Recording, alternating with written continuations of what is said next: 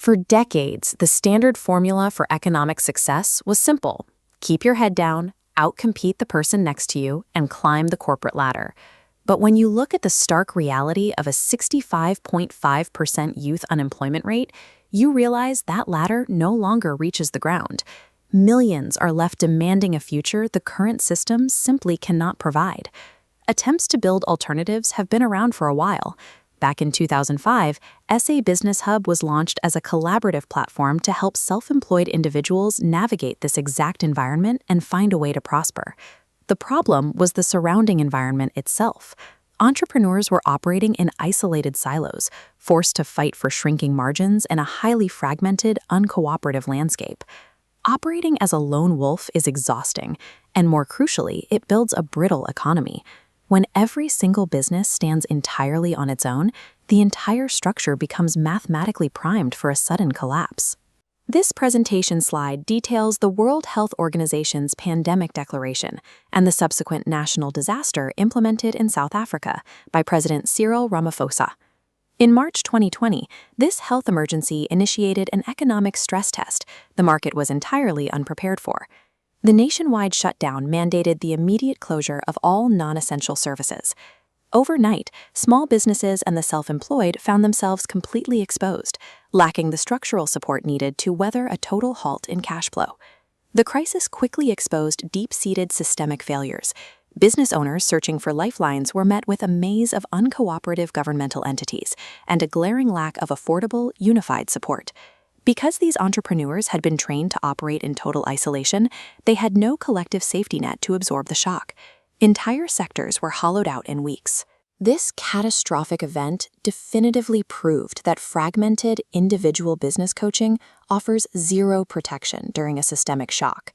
To prevent another collapse, the entire architecture of economic support requires a ground-up rebuild. In response, the HOPE initiative was established in 2021.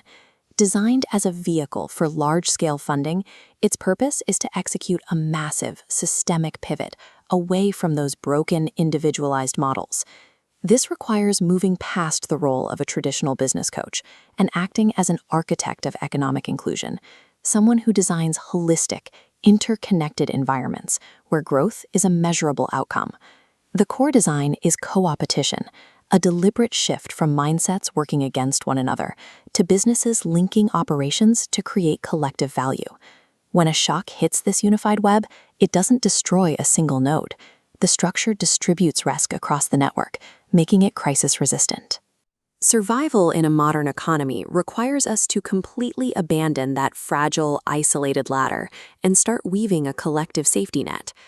Of course, you cannot construct a resilient macroeconomy out of burned-out, unfulfilled parts. The individual components have to be engineered just as carefully.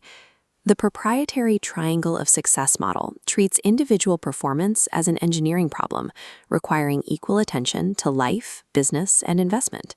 It draws on holistic coaching and ikigai, a Japanese concept aligning a person's inner potential directly with their professional significance.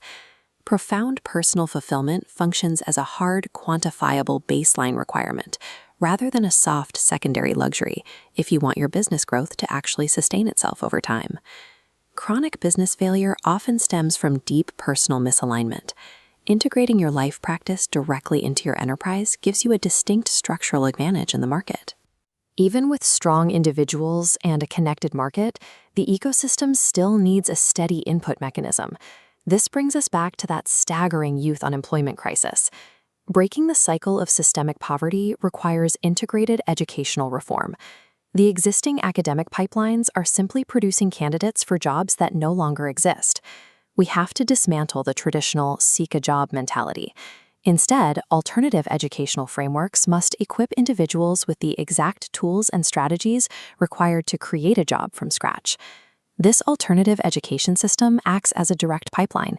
It takes newly minted, self-reliant entrepreneurs and feeds them straight into the supportive co-opetition network. Until our educational models prioritize autonomous creation over passive participation, mathematical models show that eradicating systemic poverty will remain impossible. We now have the complete architecture in view: alternative education feeding into individual mastery, all anchored by a resilient web of coopetition. The final layer of this methodology is appreciative inquiry. Appreciative inquiry is a specific practice that centers on strength-based community and corporate development.